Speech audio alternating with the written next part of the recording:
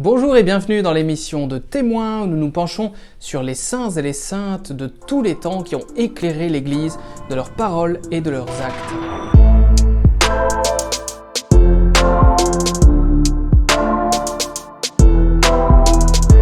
Et ce matin, nous nous tournons vers la figure de sainte Joséphine Bakhita, la sainte du jour 8 février, qui est née en 1869 au Soudan et qui a été vendue à des trafiquants d'êtres humains musulmans quand elle avait entre 7 et 9 ans.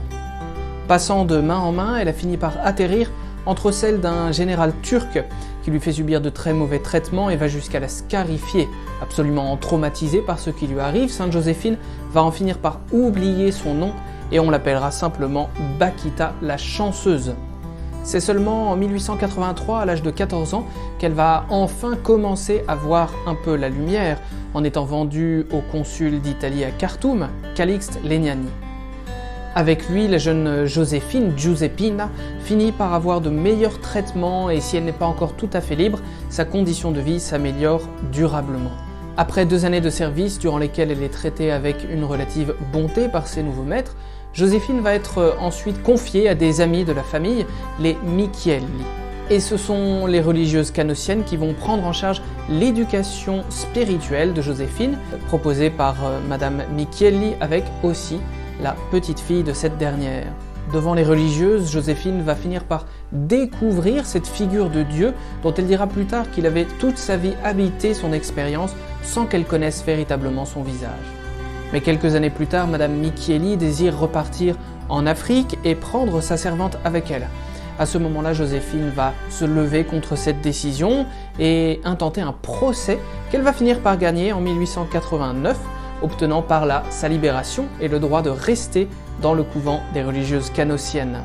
En 1890, elle est baptisée par l'archevêque de Venise et puis 3 ans plus tard, elle demande aux religieuses canossiennes de pouvoir l'intégrer au noviciat, ce qu'elle obtient aussitôt, puisque la supérieure de l'époque lui dit « Ni la couleur de peau, ni la position sociale d'une femme ne sont des obstacles pour la faire rentrer dans notre couvent ».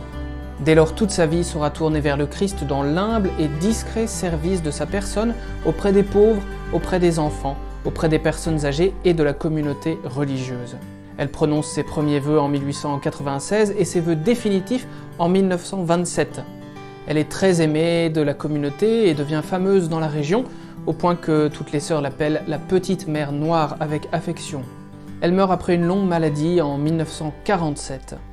Ce que l'on retient de sainte Joséphine Bakhita, c'est finalement une femme qui a, parmi toutes les épreuves, tous les obstacles dans sa vie, fini, après un long cheminement, par trouver son véritable maître, le Seigneur Jésus-Christ. La rencontre de Dieu à travers son Fils a été pour elle une véritable et définitive libération. Et c'est pourquoi, avec elle, c'est surtout la mission qui aura une importance particulière à travers toutes ces démarches. Dans ses différents voyages en Italie, elle va justement appeler à la mission, elle va se désoler que trop peu de missionnaires soient envoyés en Afrique pour libérer le peuple africain par la présence du Christ.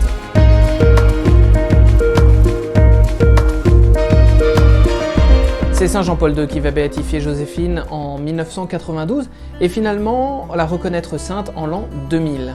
À son intercession, nous pouvons demander aujourd'hui la libération de toutes les personnes encore victimes du trafic d'êtres humains, mais aussi, plus près de nous, peut-être la libération de toutes nos propres chaînes qui nous retiennent prisonniers du mal et des difficultés de ce monde dans nos dépendances.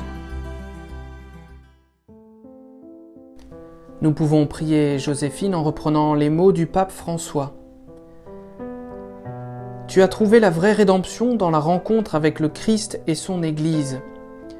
Sainte Joséphine, viens aider tous ceux qui sont pris au piège de la servitude, tous ceux qui sont menacés, blessés ou maltraités à cause de la traite et du trafic d'êtres humains.